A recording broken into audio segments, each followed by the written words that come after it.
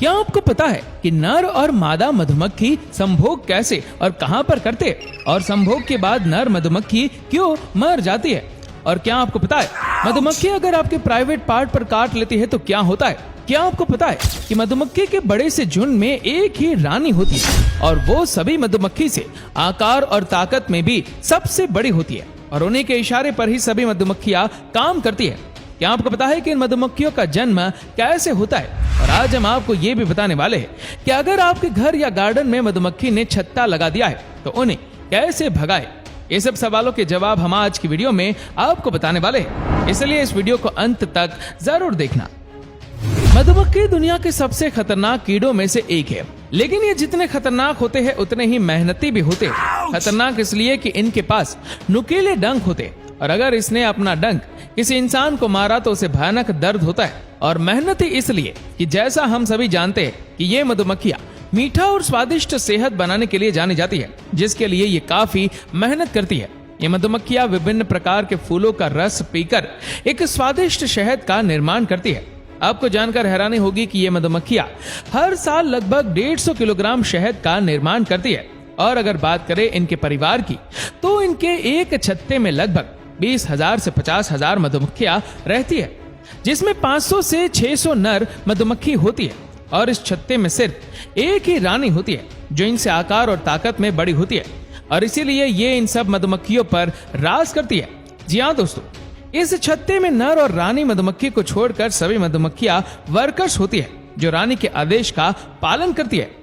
दोस्तों, इस प्रक्रिया में सबसे पहले नर और रानी मधुमक्खी का मिलन होता है, जैसा कि आप देख सकते हैं, और इनका यह मिलन कुछ मिनटों का ही होता है, जिसमें नर मधुमक्खी मादा के ऊपर बार बार गिरने के बाद फिर से चढ़ती हुई आपको दिखाई देती है। तो दोस्तों, जैसे ही इनके मिलन की प्रक्रिया पूरी हो जाती है उसके कुछ दिनों बाद ही रानी अंडे देने की अवस्था में आ जाती है। दोस्तों, आपको जानकर हैरानी होगी कि रानी मधुमक्खी एक बार में लगभग 2 से 3,000 अंडे देने में सक्षम होती है।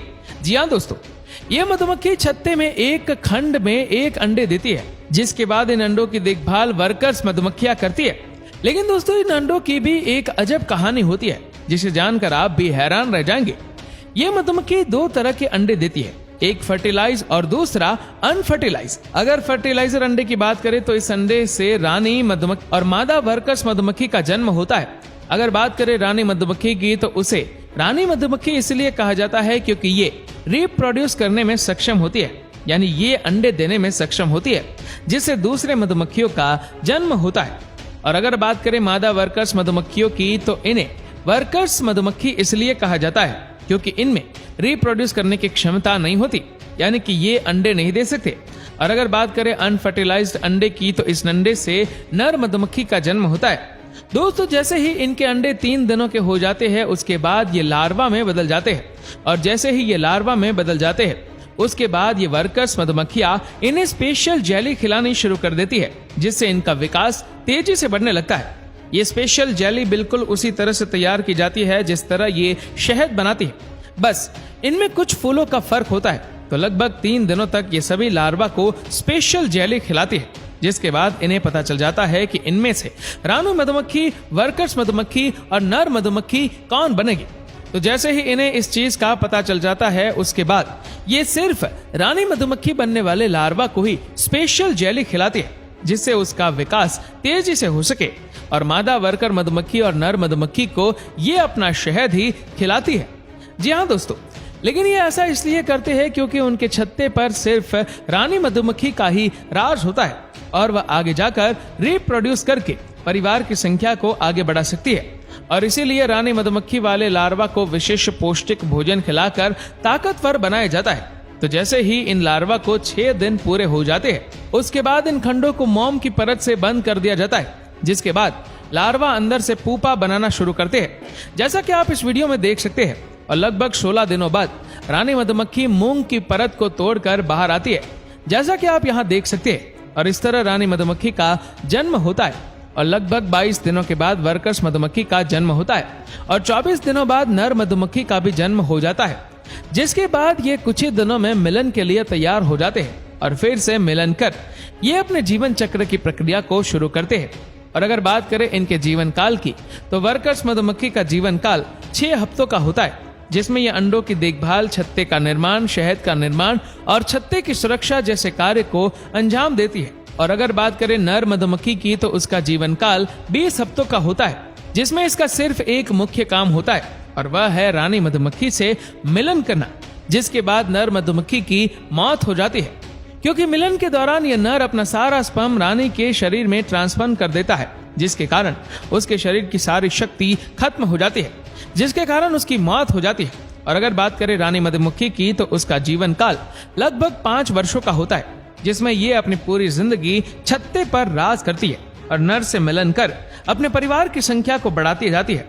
और इस तरह छत्ते में रहने वाली सभी मधुमक्खियां एक रानी मधुमक्खी की ही संतान होती है। अब आप लोगों में से बहुत से लोग ये भी सोच रहे होंगे कि एक छत्ते में तो सिर्फ एक ही रानी होती है, लेकिन जब वह अंडे देती है तो उसमें कुछ रानी मधुमक्खियां भी पैदा होती है, तो फिर उनका क्या होता है? तो आपको बता दूं कि जैसे ही छत्तों में दूसरी रानियों का जन्म हो जाता है, उसके बाद वह रानियां एक एक करके छत्ते को छोड़कर चली जाती है और उसके साथ कुछ वर्कर्स और नर मधुमक्खियां भी चली जाती है, जिसके बाद वह सभी कहीं दूर अलग अपना छत्ता बनाकर वहां मिलन कर अपना परिवार आगे बढ़ाती है। अब बात करते हैं मधुमक्खियों के छत्ते के बारे में। कई बार ऐसा होता है कि आप कुछ दिनों के लिए घर से बाहर जाते हैं और वापसी में देखते हैं कि घर में मधुमक्खियों ने छत्ता लगा दिया है। और कई बार आपके घर में रहते हुए भी मधुमक्खियां अपना छत्ता लगा लेती है, जो आपके लिए मुसीबत का सबब बन सकता है, क्योंकि मधुमक्खियां काफी खतरनाक होती है। अगर यह डंक मार दे तो आपको असहनीय दर्द से गुजरना पड़ सकता है। इसलिए अगर आपके घर में भी मधुमक्खियों ने छत्ता लगा लिया हो तो जल्द से जल्द आप इसको हटाने की कोशिश करें, लेकिन इसको हटाने के लिए आपको कुछ तरीके आजमाने होंगे। मधुमक्खियों से छुटकारा पाने के लिए आप धुएं का इस्तेमाल कर सकते हैं। इसके लिए आप उपला, लकड़ी, कार्डबोर्ड या कागज को जलाकर उनके छत्ते के नीचे की ओर रख दे। जैसे ही धुआं छत्ते पर पहुंचेगा, मधुमक्खियां छत्ता छोड़कर भागने लगेगी। लेकिन इससे पहले आपको यह ध्यान रखना होगा कि अपने घर के सभी खिड़की और दरवाजों को अच्छी तरह से बंद कर ले। मधुमक्खियों को छत्ता छोड़ने में कुछ घंटों का समय लग सकता है। इसके अलावा मधुमक्खियों को घर से बाहर निकालने के लिए आप विनेगर की मदद ले सकते हैं। इसके लिए आप किसी स्प्रे बोतल में आधा विनेगर और आधा पानी मिला ले, फिर दूर से इस मिश्रण का छिड़काव मधुमक्खियों के छत्ते पर कर दे। इससे मधुमक्खियां छत्ता छोड़कर भाग जाएगी। दालचीनी का उपयोग भी आप मधुमक्खियों को भगाने के लिए कर सकते हैं। इसके लिए आप दालचीनी को किसी कागज या बर्तन में जलाकर मधुमक्खियों को छत्ते के नीचे रख दे। मधुमक्खियां दालचीनी की गंध पसंद नहीं करती है, इसलिए जब इसका धुआं छत्ते पर पहुंचेगा तो मधुमक्खियां अपने आप भाग जाएंगी। इसके लिए आप दालचीनी का पाउडर भी छत्ते पर छिड़क सकते हैं, या फिर पानी में दालचीनी का पाउडर घोलकर इसको भी छत्ते पर स्प्रे कर सकते हैं। दोस्तों, हर बार हम आपको रहस्य से जुड़े वीडियो ही दिखाते आए हैं, लेकिन आज हमने आपको कुछ नया दिखाने का प्रयास किया है। इसलिए मधुमक्खी का ये वीडियो आपको कैसा लगा हमें नीचे कमेंट करके जरूर बताएगा। और इस वीडियो को आप अपने तक सीमित ना रखें, आप इसे शेयर करें फेसबुक पर, व्हाट्सएप पर, यूट्यूब पर। और ऐसे ही और भी इंटरेस्टिंग वीडियोस को यूट्यूब पर देखने के लिए नीचे कमेंट सेक्शन में लिंक दी गई है, जिसके ऊपर क्लिक करके हमारे चैनल को आप सब्सक्राइब करें और बेल आइकन दबाएं, ताकि हमारे हर लेटेस्ट वीडियो की अपडेट आपको मिलती रहे सबसे पहले। और आप हमारे फेसबुक पेज को फॉलो करना मत भूलना। धन्यवाद।